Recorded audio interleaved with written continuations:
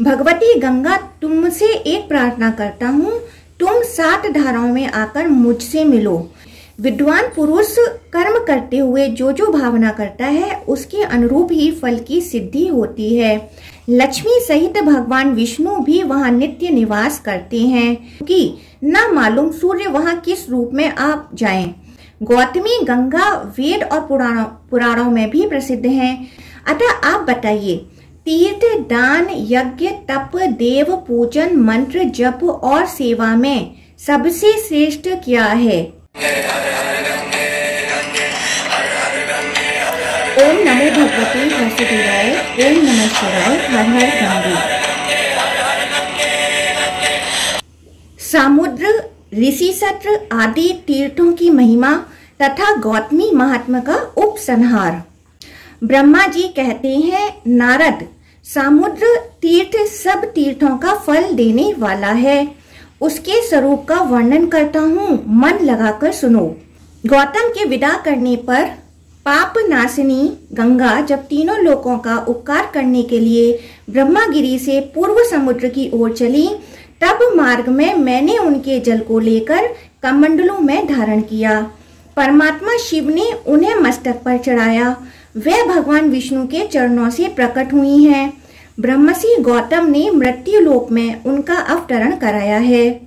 वे स्मरण मात्र से सब पापों का नाश करने वाली हैं और गुरुओं की भी गुरु हैं। समुद्र ने जब उन्हें अपनी ओर आते देखा तब मन ही मन विचार किया, जो संपूर्ण जगत की वंदनीय और सबकी ईश्वरी हैं, जिन्हें ब्रह्मा तथा शिव आदि देवता भी मस्तक झुकाते हैं, उनके स्वागत में मुझे कुछ दूर आगे तक जाना चाहिए, नहीं तो मेरे धर्म में दोष आएगा। जो अपने घर आते हुए महापुरुष को लेने के लिए मोहवश स्वयं उपस्थित नहीं होता, उस पापी की रक्षा करने वाला दोनों लोकों में कोई नहीं है। यूं विचार कर समुद्र मूर्तिमान हो हाथ जोड़े विनीत भाव से गंगा जी के समीप आया और इस प्रकार बोले, देवी, तुम्हारा यह जल जो आकाश पाताल और मृत्यु लोक में फैला हुआ है, मुझ में आकर मिले। इसके लिए मैं कुछ नहीं कहूँगा। मेरे भीतर रत्न, अमृत, पर्वत, राक्षस और असुर रहते हैं। इनको तथा अन्य भयंकर जल जंतुओं को भी मैं धारण करता हूँ। मेरे जल में लक्ष्मी सहित भगवान विष्णु सदा शयन करते हैं। इस चराचर जगत में मेरे लिए कुछ भी असंभव नहीं है। मैं तुम्हारे स्वागत में यहाँ तक आया हूँ। अपने से बड़े के आने पर अहंकार वश आगे बढ़कर उसका स्वागत नहीं करता, वह धर्म आदि से भ्रष्ट होकर नरक में पड़ता है। भगवती गंगा, तुमसे एक प्रार्थना करता हूँ, तुम 7 धाराओं में आकर मुझसे मिलो। यदि एक ही धारा के रूप में आकर मिलोगी तो मैं तुम्हारे दुस्सह वेग को धारण न कर सकूंगा। समुद्र का यह वचन सुनकर गौतमी गंगा ने कहा, तुम मेरी यह बात मानो। सप्त ऋषियों की जो अरुंधति आदि पत्नियां हैं, उन सबको उनके पतियों सहित ले आओ, तब मैं छोटे रूप में हो जाऊंगी। बहुत अच्छा कहकर समुद्र सप्त ऋषियों और उनकी पत्नियों को ले आया। तब गोदावरी देवी 7 धाराओं में विभक्त हो गईं और उसी रूप में उनका समुद्र से संगम हुआ। सप्त ऋषियों के नाम पर वे सप्त गंगा के नाम से विख्यात हुई। वहाँ भक्ति पूर्वक जो स्नान, दान, श्रवण, पाठ और स्मरण आदि शुभ कर्म किया जाता है, वह समस्त अभीष्ट वस्तुओं को देने वाला होता है। पाप की हानि, भोग और मोक्ष की प्राप्ति तथा मन की प्रसन्नता के लिए तीनों लोकों में समुद्र तीर्थ से बढ़कर दूसरा कोई तीर्थ नहीं है। समुद्र तीर्थ के अतिरिक्त वहाँ ऋषि सत्र तीर्थ भी है, जहाँ 7 ऋषि तपस्या के लिए बैठे थे और जहाँ भीमेश्वर शिव विराजमान हैं। वहाँ का वृतांत इस प्रकार है। 7 ऋषियों ने गंगा को 7 धाराओं में विभक्त किया। सबसे दक्षिण की धारा वशिष्ठी कहलाई, उससे उत्तर वैश्वामित्री, उससे उत्तर वामदेवी, बीच की धारा गौतमी, उससे उत्तर भारद्वाजी, उससे उत्तर आत्रेयी और अंतिम धारा जामदग्नि है। उन सब ऋषियों ने मिलकर वहां बहुत बड़े सत्र का अनुष्ठान किया।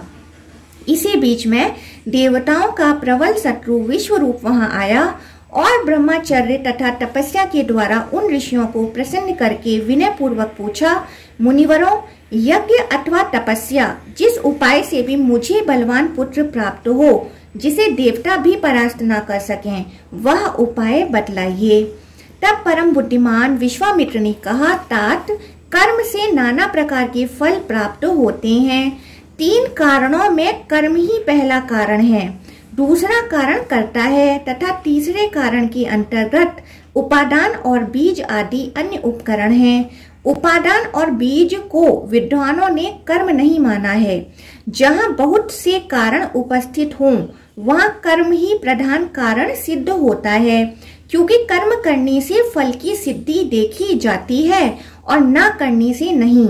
अतः फल की सिद्धि कर्म के ही अधीन है। कर्म भी 2 प्रकार के जानने चाहिए, क्रियमाण और कृत। क्रियमाण कर्म का जो साधन है वह कर्तव्य बताया गया है। विद्वान पुरुष कर्म करते हुए जो भावना करता है उसके अनुरूप ही फल की सिद्धि होती है। यदि बिना भावना के विधि पूर्वक कर्म का अनुष्ठान करता है तो उसे अन्य प्रकार का फल मिलता है, किंतु भावना करने पर संपूर्ण फल उस भावना के अनुरूप ही होता है। अतः तप, व्रत, दान, जप और यज्ञ आदि क्रियाएं कर्म के अनुरूप भाव होने से ही अभीष्ट फल देती हैं। भाव भी 3 प्रकार का जानना चाहिए, सात्विक, राजस और तामस। जिस भावना के अनुरूप कर्म होगा वैसा ही फल मिलेगा। अतः फल की प्राप्ति कर्म के अनुसार और भावना के अनुरूप भी होता है। इसलिए कर्मों की स्थिति विचित्र है। यूं समझकर विद्वान पुरुष को अपनी इच्छा के अनुकूल भाव भी बनाना चाहिए, फिर उसके अनुरूप कर्म भी करना चाहिए। फल देने वाला भी जब फल चाहने वाले को फल देने में प्रवृत्त होता है, तब उसके कर्म और भावना के अनुसार ही फल देता है। कर्म धर्म, अर्थ, काम और मोक्ष 4 पुरुषार्थों का कारण है। यदि निष्काम भाव से कर्म हो तो वह मुक्तिदायक होता है और सकाम भाव से होने पर वही बंधन का कारण बन जाता है।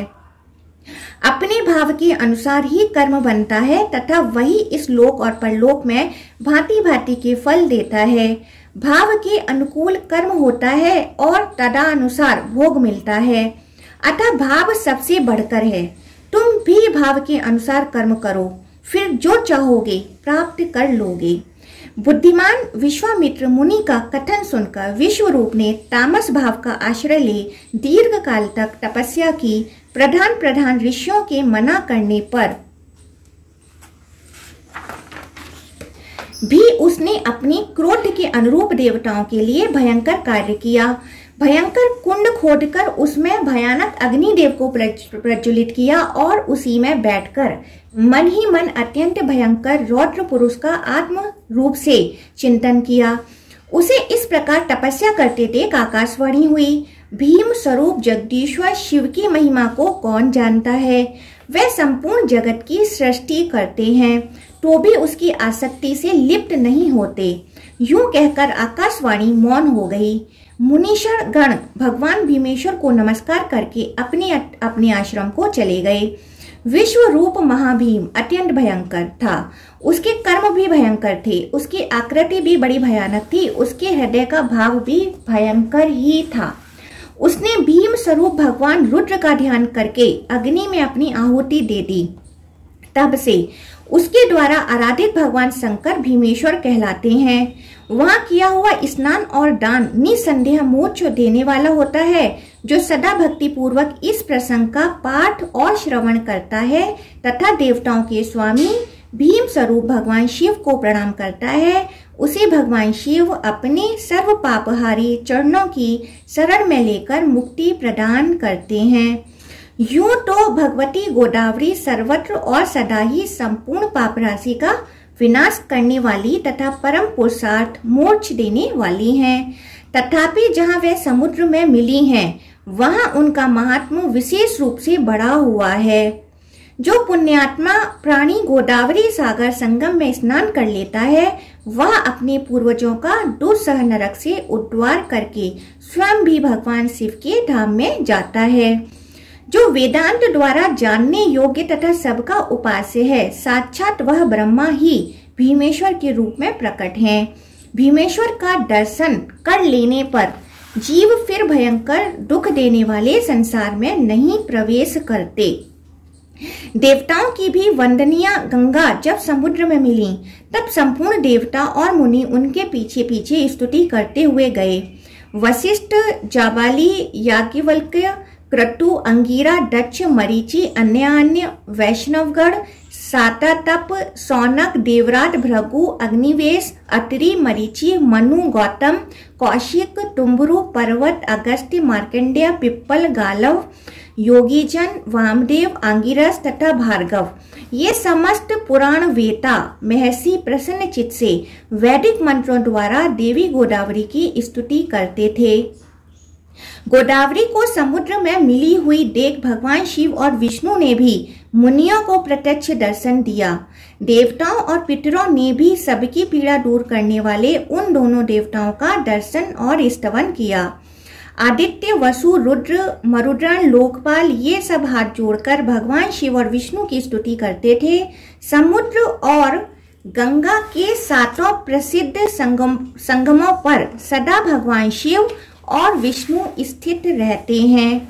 वहां महादेव जी गौतमेश्वर के नाम से विख्यात हैं। लक्ष्मी सहित भगवान विष्णु भी वहां नित्य निवास करते हैं। मैंने जो वहां शिव की स्थापना की है वह शिवलिंग ब्रह्मेश्वर के नाम से प्रसिद्ध है। देवताओं सहित मैंने अपने लिए कारण उपस्थित होने पर संपूर्ण लोकों के उपकार के लिए भगवान विष्णु का भी स्तवन किया था। वह विष्णु वहां चक्रपाणि के नाम से विख्यात हैं। वहीं ऐन्द्र तीर्थ भी है और उसी को हयग्रीव तीर्थ भी कहते हैं। वहां सोम तीर्थ भी है जहां भगवान शिव सोमेश्वर के नाम से प्रसिद्ध हैं। एक समय इंद्र ने बड़े बड़े यज्ञों द्वारा मेरी आराधना करके मेरे प्रसाद से अपना मनोरथ सिद्ध किया था। तब से मैं भी वही सब लोगों का उपकार करने के लिए रहता हूँ।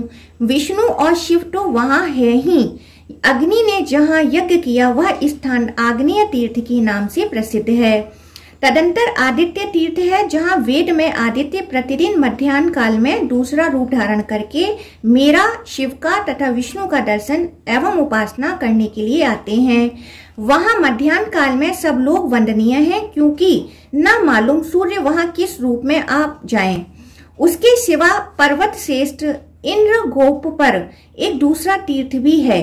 वहां किसी कारणवश गिरिराज हिमालय ने महान शिवलिंग की स्थापना की थी अतः उसे अद्रि तीर्थ कहते हैं। वहां किया हुआ स्नान और दान संपूर्ण अभीष्ट वस्तुओं को देने वाला तथा शुभ है।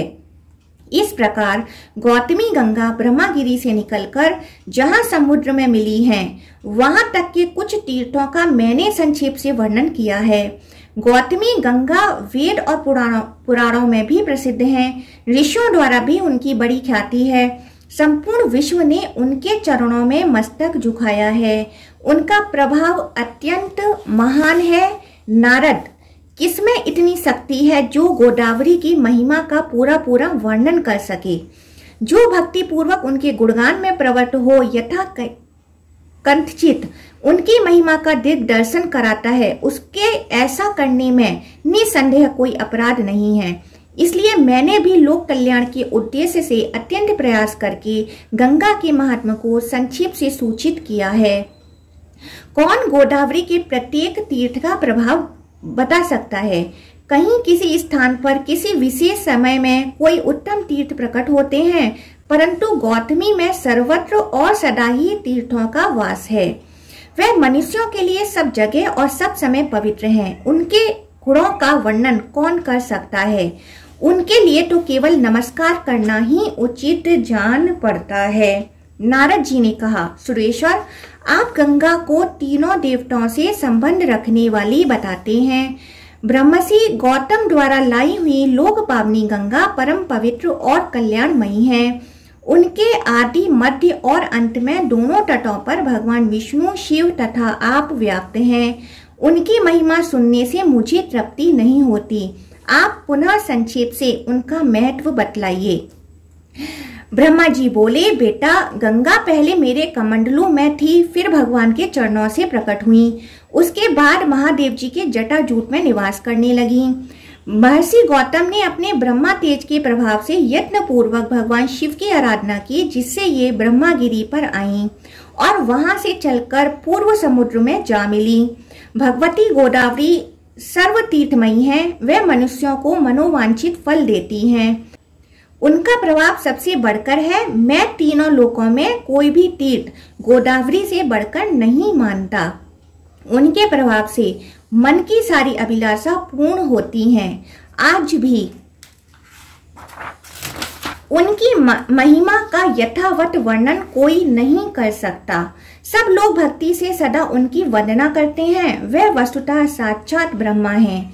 नारद, मुझे तो यही सबसे बढ़कर आश्चर्य की बात जान पड़ती है कि मेरी वाणी में गंगा के गुणों का वर्णन सुनकर भी तीनों लोकों में रहने वाले सब प्राणियों की बुद्धि उन्हीं की ओर क्यों नहीं लग जाती। नारद जी ने कहा, भगवान, आप धर्म, अर्थ, काम तथा मोक्ष के ज्ञाता और उपदेशक हैं। आपके वचनों में रहस्यों सहित छंद, वेद, पुराण, स्मृति और धर्मशास्त्र आदि समस्त वांगम में प्रतिष्ठित हैं। अतः आप बताइए, तीर्थ, दान, यज्ञ, तप, देव पूजन, मंत्र जप और सेवा में सबसे श्रेष्ठ क्या है? भगवान, आप जैसा कहेंगे वैसा ही होगा। उसके विपरीत कोई बात नहीं हो सकती। अतः मेरे इस संशय का निवारण कीजिए। ब्रह्मा जी बोले, नारद सुनो, मैं रहस्यमय उत्तम धर्म का वर्णन करता हूँ। 4 प्रकार के तीर्थ हैं, 4 ही युग है, 3 गुण, 3 पुरुष और 3 ही सनातन देवता हैं। स्मृतियों सहित वेद 4 बताए गए हैं, पुरुषार्थ भी 4 ही हैं और वाणी के भी 4 ही भेद हैं।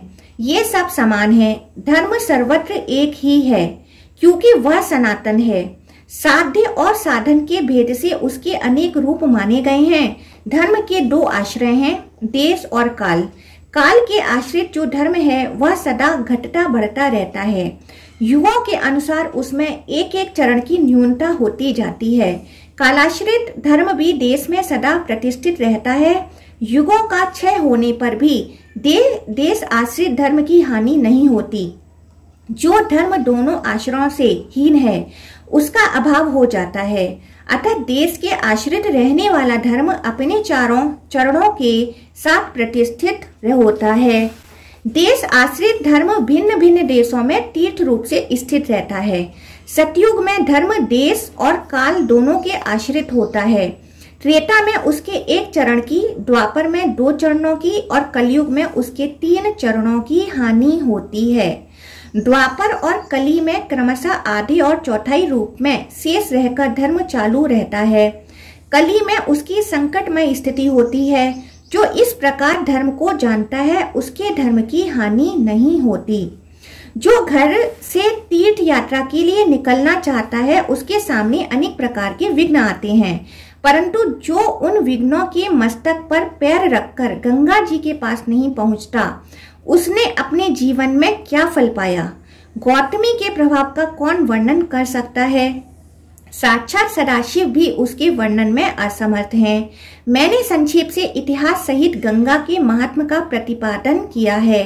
चराचर जगत में धर्म, अर्थ, काम और मोक्ष का जो भी साधन है वह सब इस विस्तृत इतिहास में मौजूद है। इसमें वेदोक्त श्रुतियों का संपूर्ण रहस्य बताया गया है। जगत के कल्याण के लिए जो उत्तम साधन, जो उत्तम नाम वाला प्राचीन तीर्थ देखा गया है उसी का वर्णन किया गया है। जो इस महात्मा का 1 श्लोक अथवा 1 पद भी भक्ति पूर्वक पढ़ता और सुनता है अथवा गंगा गंगा यूं उच्चारण करता है वह पुण्य का भागी होता है। गंगा का यह उत्तम महात्मा कली के कलंक का विनाश करने वाला, सब प्रकार की सिद्धि और मंगल देने वाला है। संसार में यह समादर के योग्य है। इसके पढ़ने और सुनने से मनोवांछित फल की प्राप्ति होती है। जो 100 योजन दूर से भी गंगा गंगा का उच्चारण करता है, वह सब पापों से मुक्त होता और भगवान विष्णु के धाम में जाता है। तीनों लोकों में 3.5 करोड़ तीर्थ हैं। वे सभी बृहस्पति के सिंह राशि में स्थित होने पर गौतमी गंगा में स्नान करने के लिए आते हैं। बेटा, ये गौतमी मेरी आज्ञा से सदा सब मनुष्यों को स्नान करने पर मोक्ष प्रदान करेंगी। 1000 अश्वमेध और 100 वाजपेय यज्ञ करने पर जो फल मिलता है वह इस महात्मा के श्रवण मात्र से प्राप्त हो जाता है। नारद, जिसके घर में यह मेरा कहा हुआ पुराण मौजूद है, उसे कलिकाल का कोई भय नहीं है। यह उत्तम पुराण जिस किसी मनुष्य के सामने कहने योग्य नहीं है, श्रद्धालु, शांत एवं वैष्णव महात्मा के सामने ही इसका कीर्तन करना चाहिए। यह भोग और मोक्ष देने वाला तथा पापों का नाश करने वाला है। इसके श्रवण मात्र से मनुष्य कृतकृत्य हो जाता है। जो अपने हाथ से लिखकर यह पुस्तक ब्राह्मणों को देता है, वह सब पापों से मुक्त होकर फिर कभी गर्भ में नहीं आता। ओम नमो भगवते वासुदेवाय।